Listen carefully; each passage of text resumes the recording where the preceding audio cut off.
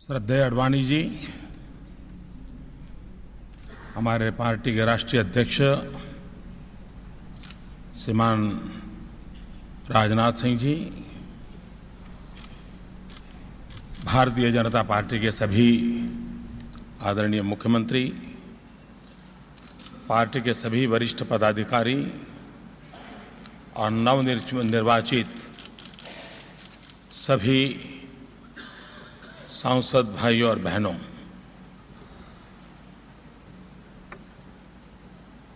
मैं आप सबका बहुत आभारी हूं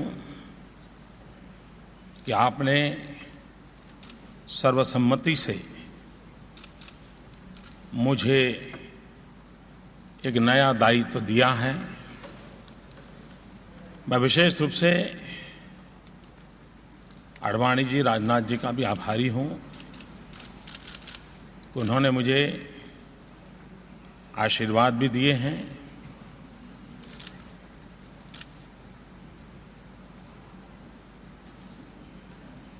मैं सोच रहा था कि अटल जी का स्वास्थ्य अच्छा होता और आज वो यहां होते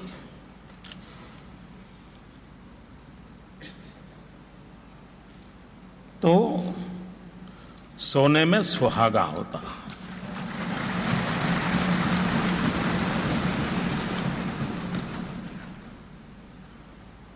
उनके आशीर्वाद सदा सर्वदा हम पर बने रहे हैं और बने रहेंगे। भाइयों बहनों, ये लोकतंत्र का मंदिर है और हम सब लोकतंत्र के इस मंदिर में बैठ करके पूरी पवित्रता के साथ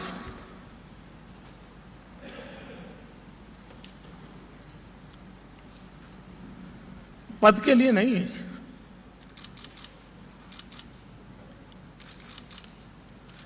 सवा करोड़ देशवासियों की आशा आकांक्षाओं को हम समेट करके बैठे हैं और इसलिए पदभार जीवन में बहुत बड़ी बात होती है, ऐसा मैंने कभी माना नहीं है, लेकिन कार्यभार, जिम्मेवारी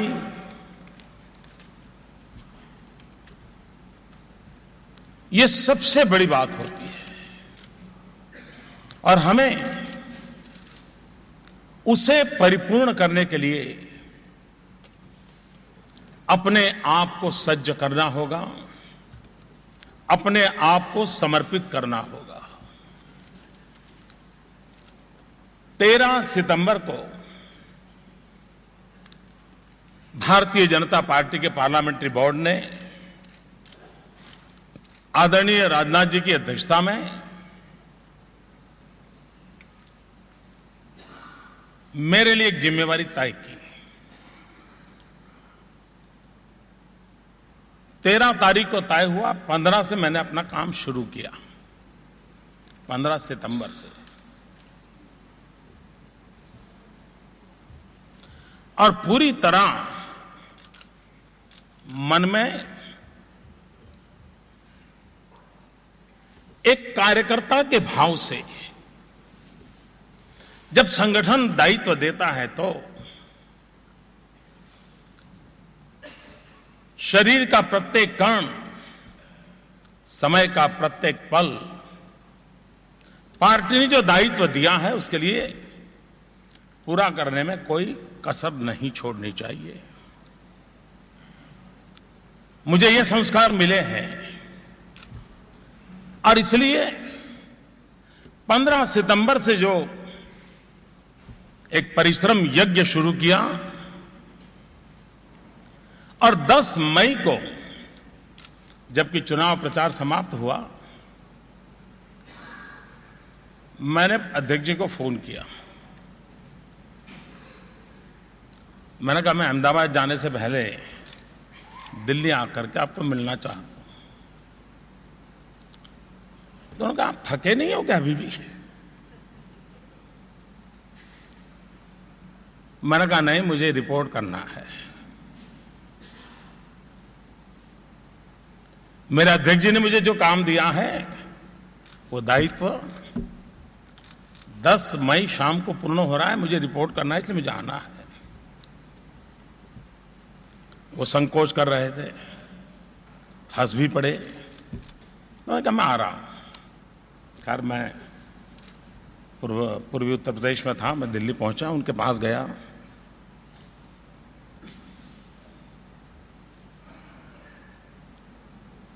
और एक डिसिप्लिन सोल्जर की तरह मेरे अध्यक्ष को मैंने रिपोर्ट किया कि 13 सितंबर से जो दायित्व आपने दिया है 10 मई तक मैंने उनसे कहा कि आपने जो काम किया मैंने भली भांति करने की कोशिश की है, लेकिन एक कार्यक्रम मेरा नहीं हो पाया।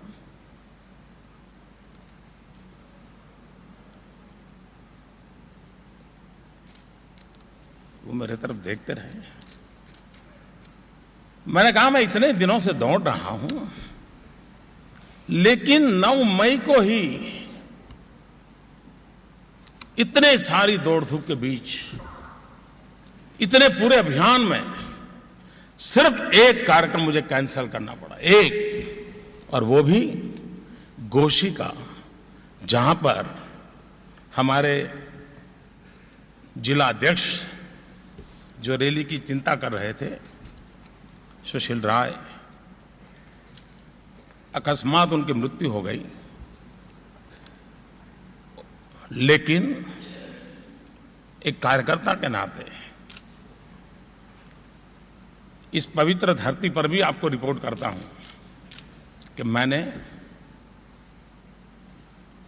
जो काम दिया उसको पूरी तरह करने का प्रयास किया है।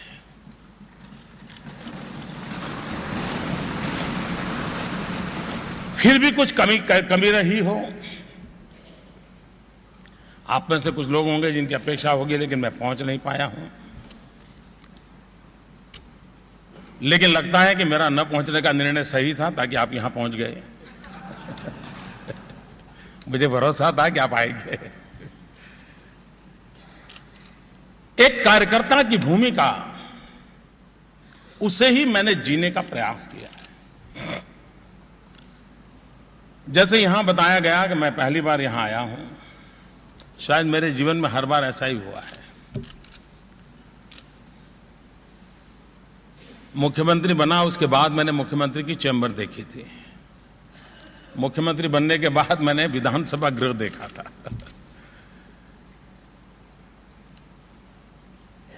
आज भी ऐसा ही एक अवसर आया है।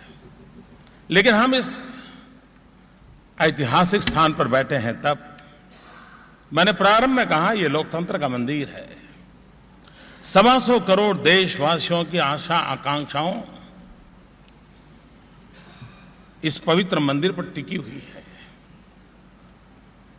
और मैं आज देश को आजादी दिलाने वाले, आजादी के लिए मर मिटने वाले, आजादी के लिए जीने वाले, आजादी के लिए खपे हुए उन सभी महापुरुषों को प्रणाम करता हूं, ताकि उनकी बदौलत आज देश स्वतंत्रता की अपनी यात्रा को आगे बढ़ा रहा है।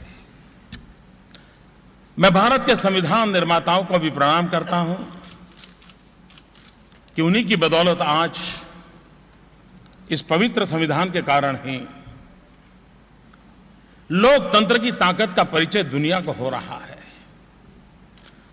दुनिया की सबसे बड़ी डेमोक्रेसी, मुझे इन दिनों विदेश के महानुभावों से जब बात होती है और जब मैं उनको कहता हूं कि 550 मिलियन वोटर, तो उनको पहले तो आश्चर्य होता है, इतना बड़ा इसका स्केल है।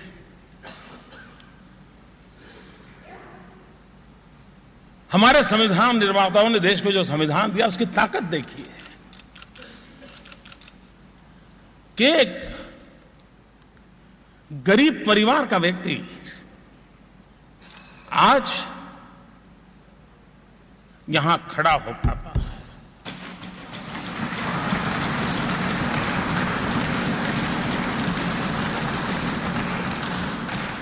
ये लोकतंत्र की ताकत है, ये संविधान का सामर्थ्य है जिसने हमें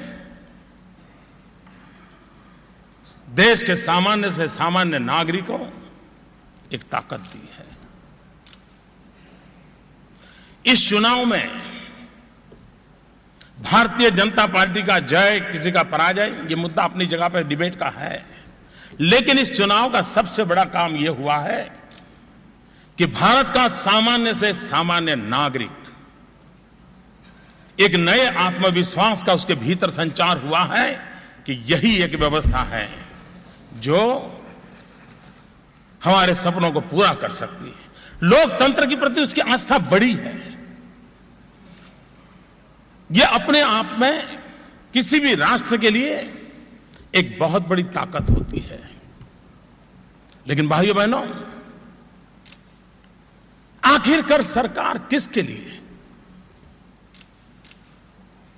मैं स्पष्ट मानता हूं कि सरकार वो हो जो गरीबों के लिए सोचे, सरकार वो हो जो गरीबों को सुने, सरकार वो हो जो गरीबों के लिए जिए।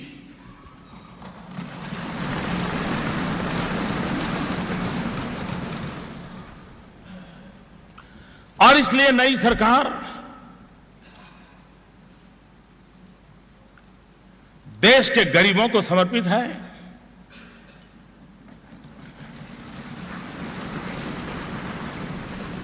देश के कोटि कोटि युवकों को समर्पित है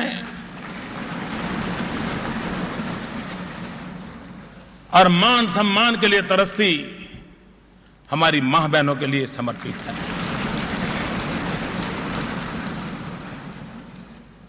गांव हो, गरीब हो, किसान हो, दलित हो, पीड़ित हो, शोषित हो, वंचित हो, ये सरकार उनके लिए है। और इसलिए हम सबकी प्राथमिकता उनकी आशा आकांक्षाओं की पूर्ति के लिए हो, यही हमारा प्रयास रहेगा। और हम सबकी भी वही जिम्मेवारी है, क्योंकि हमें गरीब से गरीब आदमी ने यहां भेजा है। मैंने इस बार हिंदुस्तान के एक नए रूप को देखा है पूरे चुनाव प्रचार अभियान में। मैंने भारतीय जनता पार्टी की रैलियों का भी एक नया कलेवर देखा है। मैंने ऐसे लोग देखे जिनके शरीर पर एक ही वस्त्र था, फिर भी कंधे पर भाजपा का झंडा था। यह तबका कितनी आशा और अपेक्षाओं के साथ हमारे पास आया है, और इसलिए हमारे सपने हैं उनके सपनों को सच करने के लिए। भाइयों बहनों,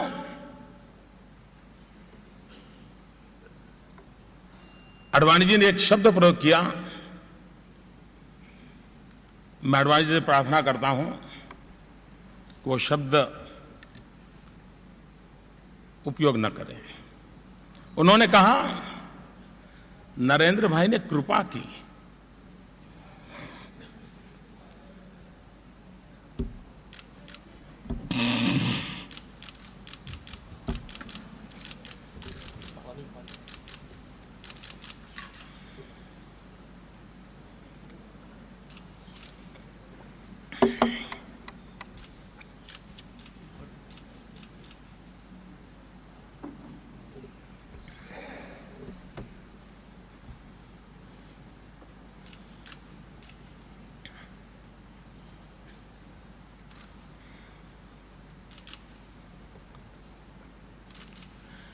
क्या मां की सेवा कभी कृपा हो सकती है?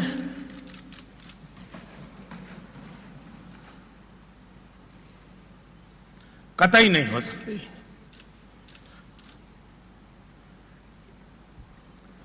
जैसे भारत मेरी मां है, वैसे ही भाजपा भी मेरी मां है।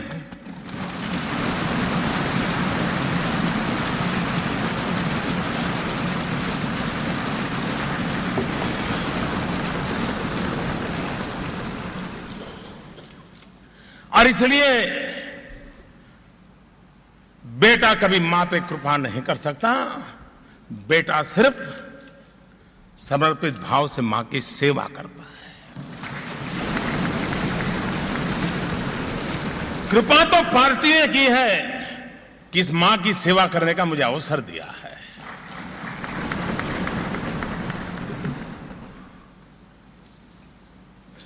भाइयों बहनों, मैं कभी ये सोच नहीं रखता हूं कि पुरानी सरकारों ने कुछ किया नहीं है। ये सोच मैं नहीं रखता हूं, और न ही भारतीय जनता पार्टी का कोई कार्यकर्ता रखता है। देश आजाद हुआ तब से जितनी भी सरकारें आई हैं, उन्होंने अपने अपने तरीके से देश की सेवा करने का प्रयास किया है, अपने अपने तरीके से देश को आगे बढ़ाने का प्रयास किया है। जो जो अच्छा हुआ है उसके लिए वे सभी सरकारें बधाई के पात्र हैं। उन सरकारों का नेतृत्व करने वाले सभी बधाई के पात्र हैं, और हम सबका दायित्व बनता है जो अच्छाइयां हैं उसको लेकर के आगे चलें और अधिक अच्छा करने का हम प्रयास करें। हम भी देश को कुछ देकर के जाएं, सामान्य मानवीय की आशा आकांक्षाओं के अनुरूप हम कुछ करके जाएं। ये अगर हमारे मन का भाव रहा तो देशवासियों को निराश होने की नौबत नहीं आएगी। मैं ज्यादा इन दिनों टीवी वगैरह तो नहीं देख पाता हूं, ना अखबार पूरा पढ़ पाता हूं, लेकिन जो कुछ छोटा मोटा आता है, इस चुनाव नतीजों को अलग अलग तरीके से लोग मूल्यांकन कर रहे हैं। अगर देश की जनता ने हंग पार्लियामेंट बनाई होती, फ्रैक्चर्ड मैंडेट दिया होता, तो ये कह सकते थे कि सरकार के प्रति सिर्फ गुस्से का कारण था या एंटी एस्टैब्लिशमेंट था। वो तब होता कि सिर्फ फ्रैक्चर्ड मैंडेट होता, लेकिन पूरी प्रक्रिया में इनका छोटा मोटा एलिमेंट रहता है, उसका कोई इनकार नहीं करता है। लेकिन भारतीय जनता पार्टी को संपूर्ण बहुमत देने का मतलब होता है लोगों ने आशा और विश्वास के लिए मतदान किया है। ये पूरा वर्डिक्ट होप से है। और आपको स्मरण होगा जब अपनी राष्ट्रीय परिषद मिली थी, उस दिन मैंने कहा था कि चुनाव आशा का चुनाव है, होप का चुनाव है, और जनता ने उसी प्रकार से चले। 2013 में हमारी राष्ट्रीय परिषद मिली थी तालकटोरा में, और गुजरात में फिर एक बार हम सरकार बना करके आए थे और पार्टी ने हम लोगों का बड़ा सम्मान किया था। उस दिन एक बात मेरे मुंह से निकली थी, और मैं ये 2013 के जनवरी फरवरी की बात करता हूं, और मेरे से मुंह से एक बात निकली थी। पार्टी के सभी साथियों को मैं उसका स्मरण दिलाना चाहता हूं। उस दिन मैंने कहा था, हम चले या न चले देश चल पड़ा है। यह आवाज मेरे मुंह से निकली थी। और आज जब हम इतनी बड़ी संख्या में पूरा सेंट्रल हॉल लबालब भारतीय जनता पार्टी के समर्पित सेनानियों से भरा पड़ा है, उसका कारण देश चल पड़ा है। हम चले या न चले, उसी का नतीजा है। भाइयों बहनों,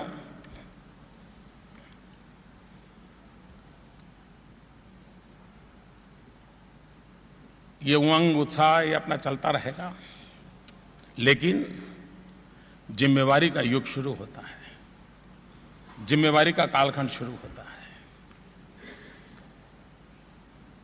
शायद इस सभागृह में मेरी तरह बहुत लोग होंगे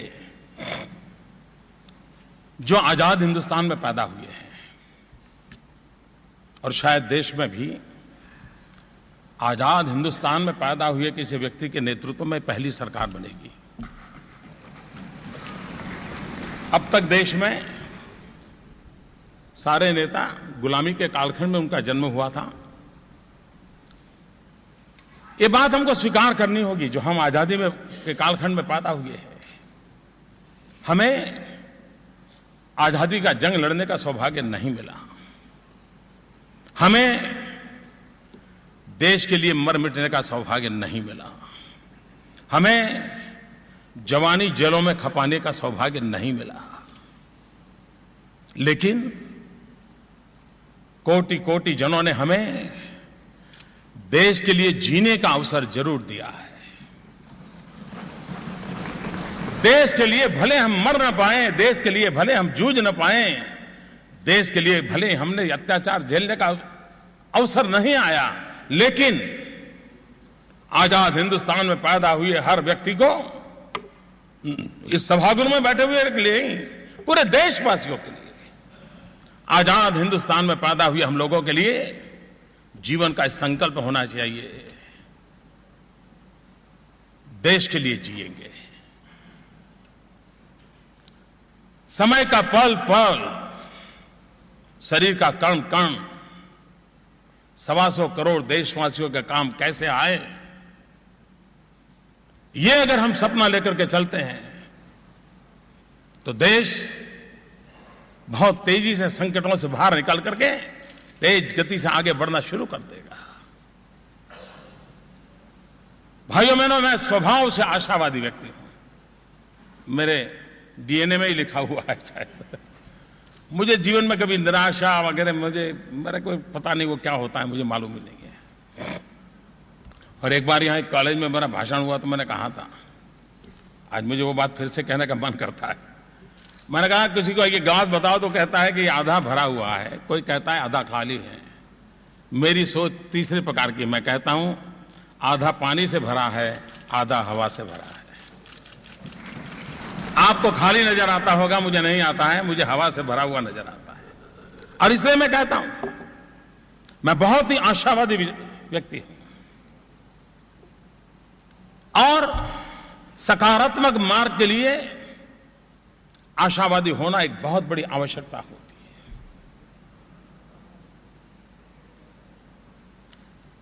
है। और आशावादी व्यक्ति ही देश में आशा का संचार कर सकते हैं। निराशावादी व्यक्ति कभी देश में आशा का संचार नहीं कर सकता। संकट आते हैं, किसको नहीं आए समाज जीवन में। मुझे याद है 2001 में गुजरात में जब भयंकर भूकंप आया, हम मौत की चादर ओढ़ करके सोए थे और पूरा विश्व मानता था अब गुजरात खत्म। देखते ही देखते वो खड़ा हो गया, दौड़ पड़ा। भाइयों बहनों, मैं देशवासियों को विश्वास दिलाना चाहता हूं, निराशा छोड़नी होगी हमें।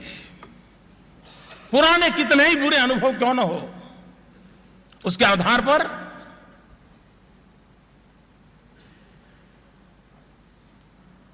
निराश मन को लेकर के चलने की आवश्यकता नहीं है। कौन कहता है दुनिया का इतना बड़ी लोकतंत्र और जागरूक लोकतंत्र, जागतिक लोकतंत्र, ये अगर फैसला करे 125 करोड़ देशवासी, देश कहां से कहां पहुंच सकता है। 125 करोड़ देशवासी एक कदम चले, देश 125 करोड़ कदम आगे बढ़ जाएगा।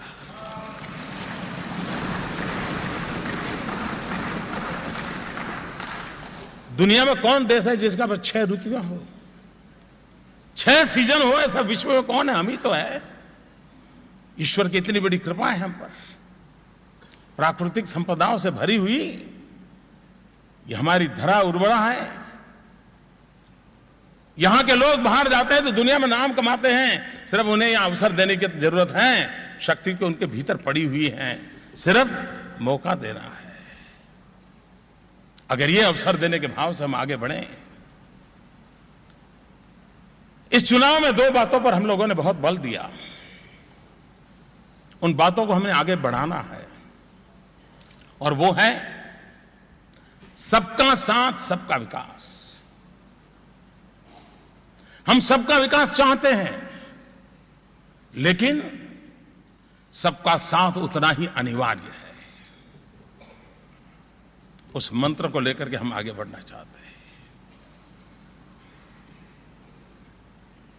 भाइयों बहनों, ये चुनाव एक नई होप का चुनाव है, नई आशा का चुनाव है। और ऐसे सामर्थ्यवान साथी मुझे मिले हैं।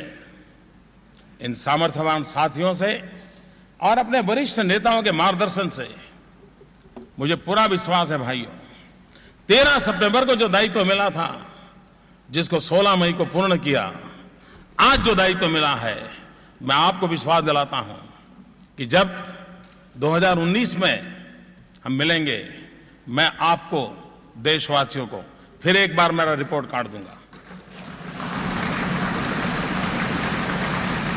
परिश्रम की पराकाष्ठा करूंगा,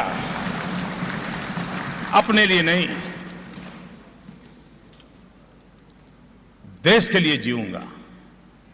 और मैंने कहा, यह सरकार गरीबों को समर्पित है। जो कुछ करने के इरादे से बैठे हुए हैं, इच्छा है, उनके लिए है। भाइयों बहनों, 2015-2016 हम सबके जीवन में एक महत्वपूर्ण अवसर आ रहा है। पंडित दीनदयाल उपाध्याय जी का शताब्दी वर्ष आ रहा है। 2015-2016 चरैवेति चरैवेति चरैवेति का मंत्र जिस महापुरुष ने जी करके दिखाया, और उसी से त्याग तपस्या के अधिष्ठान पर संगठन की पूरी व्यवस्था विकसित हुई। अभी से 2015-16 में पंडित दीनदयाल उपाध्याय जी के शताब्दी का पर्व कैसे हो, सामान्य व्यक्ति के जीवन में शुचिता का आग्रह कैसे हो। पंडित दीनदयाल उपाध्याय जी ने हमने जो रास्ते दिखाए थे,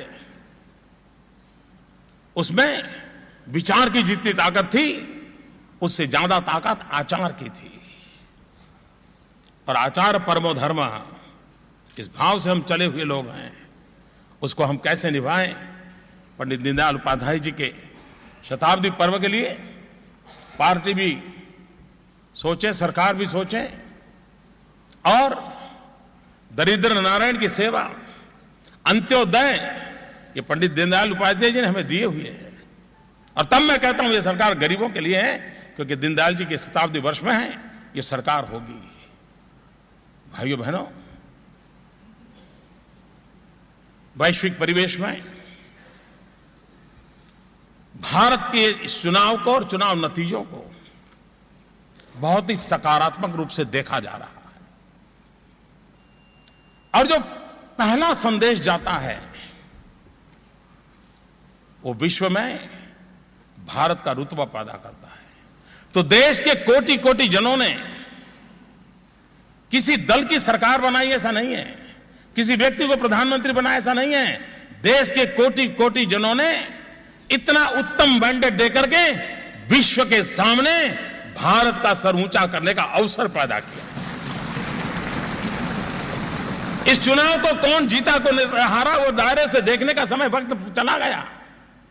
ये वो नतीजे हैं जो विश्व को भारत के लोकतांत्रिक सामर्थ्य की ओर आकर्षित करने वाले हैं। और अब देश, जिन लोगों के मन में निराशा थी, दुनिया के कई देश भारत से बहुत अपेक्षाएं करते थे, आशा हिंदुस्तान के सामान्य मानवी में जगी है। वैसी आशा विश्व के मानवतावादी ताकतों में भी बढ़ी है। ये अपने आप में वैश्विक परिवेश में मैं इसको शुभ संकेत मानता हूं। भाइयों बहनों, मैं फिर एक बार पूरे अभियान में लाखों कार्यकर्ताओं ने जो परिश्रम किया है, और एक बात समझिए भाइयों, ये मोदी जो आपको दिख रहा है ना, और मीडिया के मित्र भी समझे, और देशवासियों को मैं कहना चाहता हूं, मोदी आपको दिखता है इसलिए नहीं कि मोदी बहुत बड़ा है। मोदी इसलिए दिख रहा है कि मेरे पार्टी के वरिष्ठ नेताओं ने मुझे अपने कंधे पर बिठाया है।